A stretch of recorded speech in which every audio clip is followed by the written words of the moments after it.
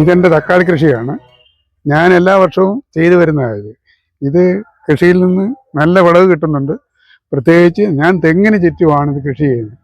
തെങ്ങിന് ഒരു ജലസേചനം ഈ ചൂട് സമയത്തായതുകൊണ്ട് ജലസേചനം കിട്ടുന്നതിന് വേണ്ടി എല്ലാ തെങ്ങിൻ്റെയും ഇവിടെയുള്ള തെങ്ങിൻ്റെ എല്ലാത്തിൻ്റെയും ചുറ്റിനും കൃഷി ചെയ്യുന്നുണ്ട്.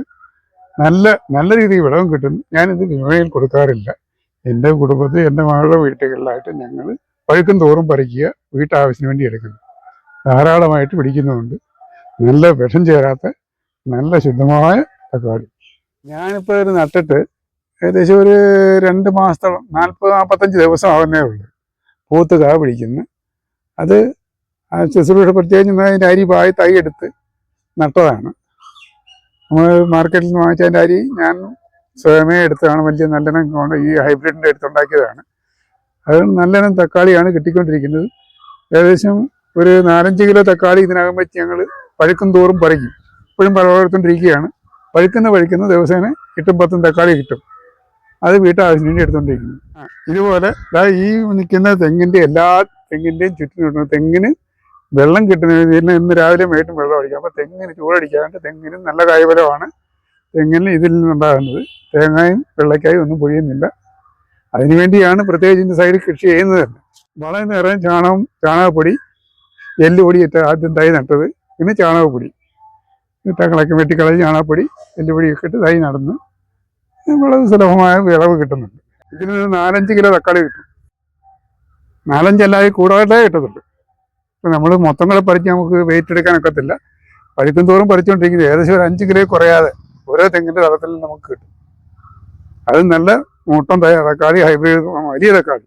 തക്കാളി കൃഷിക്ക് കീടങ്ങളുടെ അസുഖങ്ങളൊന്നുമില്ല. മറ്റ് കീടാക്രമണം എന്നാലുണ്ട്, ഇല്ലെന്ന് പറയാനാവില്ല. ചില തൈകളിൽ ഈ ചെവിട് തീയൽ ഒരു രോഗം ഉണ്ടാകാറുണ്ട്. അതിന് ഈ സോഡാമോണസ് കലക്കി ഒഴിച്ചാൽ മാറുന്നുമുണ്ട്. എന്നെ സംബന്ധിച്ചിട്ട് എനിക്ക് അങ്ങനെ അനുഭവം ഉണ്ടായിട്ടില്ല. കഴിഞ്ഞ വർഷങ്ങളിൽ ഉണ്ടാകാറുണ്ടായിരുന്നത്. ഈ വർഷമാണെങ്കിൽ ഒരു മൂടും പോയില്ല. നല്ലപോലെ കിളിച്ച് കിട്ടി. ഇത് നമുക്ക് സുഖമായിട്ട് കഴിക്കാൻ മരുന്നടിക്കാത്തേ ഉള്ളൂ.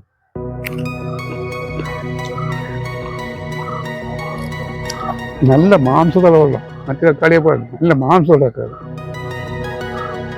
കടകളിലാണെന്ന് ഒരു 60, 70, 100 രൂപ വരെ തക്കാളി വില. ഇപ്പോഴാണ് നിലവിൽ 60 രൂപ ഉണ്ട്. എൻ്റെ ചെക്കിൻ്റെ മണ്ണായിട്ട് നല്ല നല്ല പച്ചവലയായിട്ട് ഇരിക്കുന്നത്. അത് ഈ കൃഷി ചെയ്യാത്ത തെങ്ങിൻ്റെ ചുവട്ടിലെല്ലാം പുതയുണ്ടായിട്ട് വരുന്നു. അത് ബാക്കി അപ്പുറത്ത് പുരയിടത്തിലുണ്ട്. അവിടെ എല്ലാം ഞാൻ പുതയിട്ട് വെച്ചിരിക്കുകയാണ്. കാരണം ഉണക്ക സമയത്ത് ചൂടടിക്കരുത്. വളം ഇട്ട് പുതയിട്ടിട്ടിരിക്കരുത്. ഇതതിൻ്റെ ആവശ്യമില്ല. രാവിലെയും വൈകിട്ടും വീതം കിട്ടുന്നുണ്ട് 4 ദിവസം. അങ്ങനെ തെങ്ങിനോട് പ്രയോജനമാണിത്.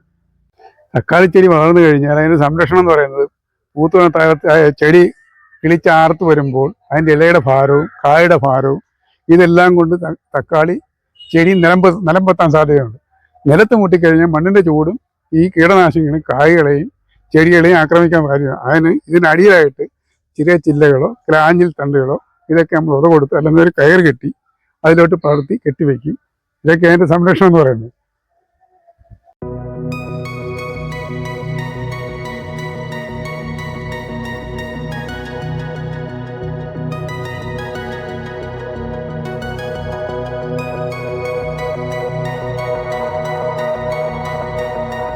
അതോടൊപ്പം തന്നെ ഒരു പരീക്ഷണം എടുത്താണ് നമ്മുടെ നാട്ടിൽ ഇത് പിടിക്കുമല്ലോ എന്നറിയാൻ വേണ്ടി കോളിഫ്ലവർ നട്ടുപിടിപ്പിച്ചു. കോളിഫ്ലവർ നല്ല രീതിയിൽ പിടിക്കുന്നു, നല്ല വരവ്. ഞാൻ പ്രത്യേകിച്ച് ഞാൻ വടക്കേന്ത്യയിലൊക്കെ ഇതിനെ സർവീസ് ചെയ്തുകൊണ്ട് അറിയാം. അവിടുത്തെ വടക്കേന്ത്യ പിടിക്കുന്ന അതേ രൂപത്തിൽ തന്നെയുള്ള ചെടിയാണ് നല്ല ആരോഗ്യത്തിന് കയറി വരുന്നത്. പക്ഷേ ഇതുവരെ പൂ വന്നിട്ടില്ല. അതിൻ്റെ ഇനി എപ്പോഴാണ് സീസൺ അത് നമുക്കറിയില്ല.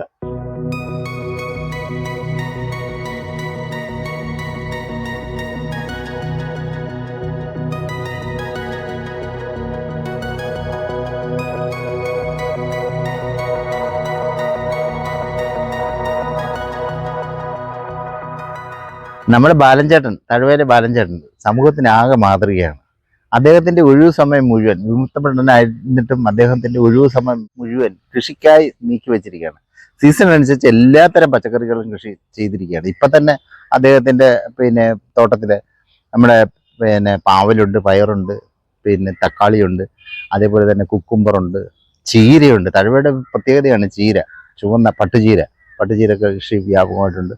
അതോടൊപ്പം തന്നെ നമ്മുടെ തെങ്ങ് കൃഷി നല്ല മനോഹരമായിട്ട് തെങ്ങ് കൃഷിയും അദ്ദേഹം പുലർത്തിക്കൊണ്ടുവരുന്നുണ്ട്. അപ്പം ഇങ്ങനെ കൃഷി ചെയ്തുകൊണ്ട് നമ്മുടെ സമൂഹത്തിന് ആവശ്യമായിട്ട് ഭക്ഷണ വസ്തുക്കൾ അദ്ദേഹം ഉൽപ്പാദിപ്പിച്ചുകൊണ്ടിരിക്കുന്നത്. നമ്മൾ ഇതുപോലുള്ള ചില ആൾക്കാർ സമൂഹത്തിൽ പ്രവർത്തിക്കുന്നതുകൊണ്ടാണല്ലോ വയറ് നിറച്ച് നമ്മൾ തിന്നുകൊണ്ടിരിക്കുന്നത്. അപ്പോൾ ഇത്തരത്തിലുള്ള കൃഷിക്കാരെ നമുക്ക് ചേർത്ത് പിടിക്കാം. കാർഷിക വൃത്തി എന്ന് പറയുന്നത് സമൂഹത്തിന് ആകെ നന്മയുണ്ടാക്കുന്ന ഒരു പ്രവൃത്തിയാണ്. തീർച്ചയായിട്ടും കൂടുതൽ ആൾക്കാർ കാർഷിക രംഗത്തേക്ക് വരണം, മണ്ണിൽ പണിയെടുക്കണം. നമുക്ക് ആവശ്യമുള്ള വിഷലിപ്തമല്ലാത്ത നല്ല സുരക്ഷിത ഭക്ഷണം ഉണ്ടാക്കാനുള്ള ഒരു കല കൂടിയാണ് നമ്മുടെ കാർഷിക പ്രവൃത്തി.